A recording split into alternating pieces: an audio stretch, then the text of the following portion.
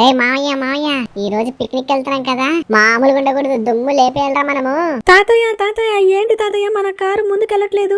ఏమైందో ఏమో అమ్మా, ఈ కారులో నుంచి భయంకరమైన పొగలు వస్తున్నాయి. సడన్ గా ఆగిపోయేది. ఎవరైనా హెల్ప్ చేస్తే బాగుంటుందని చూస్తున్నాను.